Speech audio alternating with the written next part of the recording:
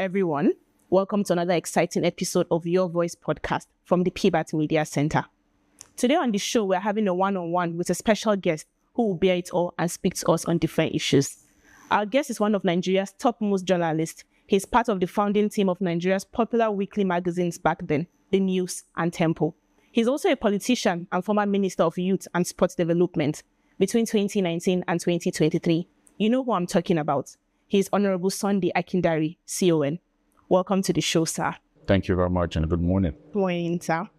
Sir, so I have a few questions to ask you. Absolutely. All right, sir. Let's talk briefly about your time as the minister. So when you were appointed in 2019, one of the first things you said was, I think we're going to see a total reorientation. So what were the specific issues you addressed to achieve that? And what were some effective ways created to bridge the gap between the youth and the political leadership in Nigeria? Well, thank you very much. I think that 2019 was a great opportunity that I had to be a minister, which I did not take for granted. And given my years of experience as a journalist, as a public servant, as a writer, as a media advisor, all of that, I had to summon all of those experiences, apart from my academic qualifications, to bring it to bear on what I was going to do. And to a large extent, I was handed two of the most difficult audiences in this country. Two of the largest audiences. When you look at the youth bulge and the share size, over 90 million and still growing, that's a massive audience. Relentless, a bit in a hurry, wanting change and good governance. And then you look at sports, almost 120 million people follow sports, football especially. And I realized that we needed a reorientation. When you break it down, when you talk about reorientation, that means you need to re-engineer your processes of engagement when it comes to the youth and the athletes. You need to come up with new initiatives and projects. You need to impact, and then you need to execute so that you have expected outcomes. So that reorientation mantra was simply to say, we'll put youth development and sports development on even keel, because what happened in the past was that sports was the major focus. The youth was just a subset.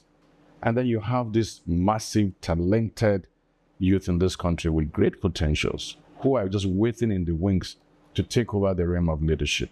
You needed to engage them. You needed to also bring about a level of reorientation.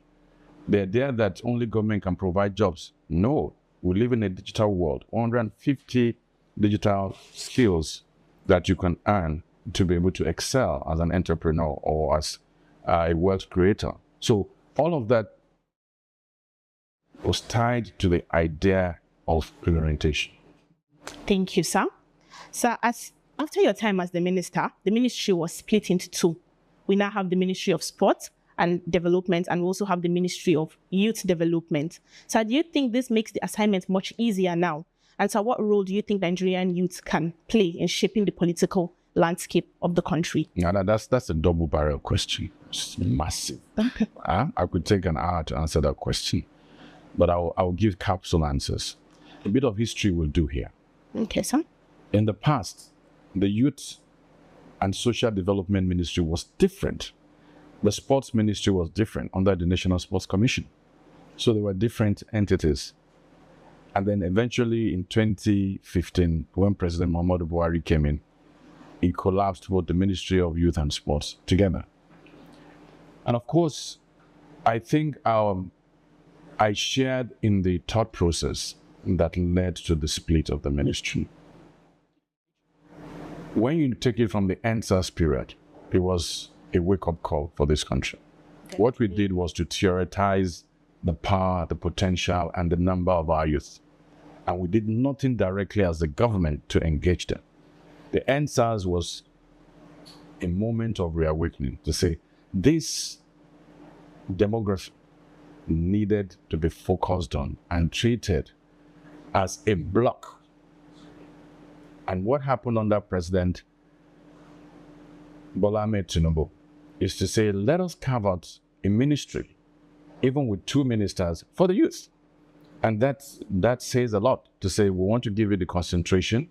We want to make sure that we activate all levels of engagement that can help our youth and propel them into governance, but also make sure that they excel. Then you have sports. I'm one of those that pioneered the idea of sports as industry. In fact, I delivered the National Sports Industry Policy, which is simply sports as business, delivered on September 1st, 2022. Oh. Sports is big business. You have a different discipline now called sports diplomacy, where countries use the power of sports to engage in international relations. And unless a country pays attention to its sports, just a single athlete can change the perception people have about a country. Look at Tobi Amusa when she won last year, when she won the world record for the first time when I was minister. Mm-hmm. Look at how the waves. Look at the Commonwealth when we went there. We came first among the African countries. And then our national anthem was sung so many times. So the power of sports. Now, carving out sports as a standalone is also really critical. What would be important for both youth and sports as it is now is not sufficient enough to carve them out as separate entities, which is important as a vehicle for delivery. What's important is that we need to tie down. You see, sometimes you don't reinvent the wheel. If not, governance will never go forward. We need to really find out what are the policies we've had before. How can we have plugins? How can we improve them? Because I tell you, I find a lot of documents on youth and sports that are evergreen. We just need to implement them and put in the right mechanics or mechanism to get it done. But I think it's in the right direction. Thank you. Now, how do you include the youth? As a minister, what I learned was inclusivity was very low. The trust meter between the youth and government was very low. And the level of training that was offered to the youth was very low. And that raises the question of scale. When you have to train 20 million youth and you train 200,000, it's like a drop in the ocean. You've done nothing. So we must work on scale. We must scale up the number of our youth that we train, scale up the number of our youth that we turn into entrepreneurs, scale up the number of our youth that we bring into governance at different levels.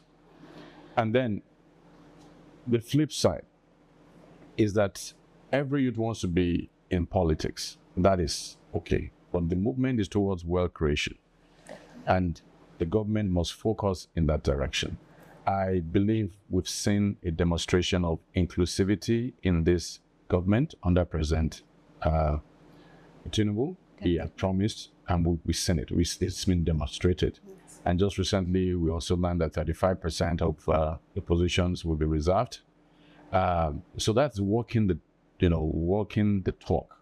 And for me, what really matters is that as our youths increasingly get these opportunities, they must be ready to prove themselves. It's not enough to demand for certain rights and privileges. You have a responsibility to perform. And that way, that performance will turn the windows into doors, will turn the little doors into big doors so that more youth can come in. But those that have been given the opportunity as youth now, they must perform so that they can keep the door open and leave the light shining for the other youth to walk through. Definitely. As a former media advisor to President Bola Ahmed Tinubu, what leadership qualities does he have that you'd like to talk about? Well, I think that I started out with President Bola Ahmed Tinubu as a young journalist working for the News magazine and Temple magazine, which later also floated the AM News newspapers. And those were the days of a military dictatorship in our country. So he was one of the leading lights of that struggle, supporting the media in a very robust way, supporting the pro-democracy group. And when you look at that, it's almost 27, 29 years down the road. Wow. Almost the entire 3 decades of my journalism experience. But I had the opportunity to work with him first as a special advisor media, and eventually I transmitted into becoming the chief of staff to Asiwaju Bola Ahmed Tinubu. Sometimes what really failed me to describe him, because it has to be experiential. Beyond what you read about someone, you have to live the life with them. on a daily basis through different moments of triumphs, travails, failures, and successes. Definitely. And then you will be able to appreciate the mark of the person and the courage that the person has. And then that's the whole gamut of my experience with him. He's a remarkable leader, exceptionally brilliant, really scary, actually, when you discuss with him and he comes up with a different position and data, and you realize that, oh, these are things you should have known. He recalls things with exactitude, details about events. He's a problem solver. He's somebody who is good, adept at interrogating the issues of governance and development. And when people try to pigeonhole President Bola Ahmed Tinubu as an accountant, I said, no, you're doing this man a disservice. He's a consummate politician, forged in the crucible of democratic struggle. He's a celebrated professional accountant. Okay? Yes. He's also a statesman, somebody who rose to become the opposition leader. And for the first time in the history of this country, you have the opposition coming to unseat a government that's been in power. Who was the lightning rod for the exit of PDP? It was Asiwaju Bola Ahmed Tinubu. And I had the opportunity to be able to work with him. Somebody who built political parties over time. Somebody whose feet is set in wet cement when it comes to progressive politics. He never left the progressives. He never switched parties. Even when things were totally down, he stayed the course. And that's my point of entry, that this is a leader that we have that will stay the course. And what's that course? That course is to make sure that the teething problems of this country are solved. They are challenging. They will take time. There will be pains. But this man, President Bola Ahmed Tinubu, would stay the course. And that's because in the years I've known him, 7 years as his chief of staff and special advisor media, 27 years of being in the struggle against Abacha, against Babangida, the Nadeko struggle, the exile experience.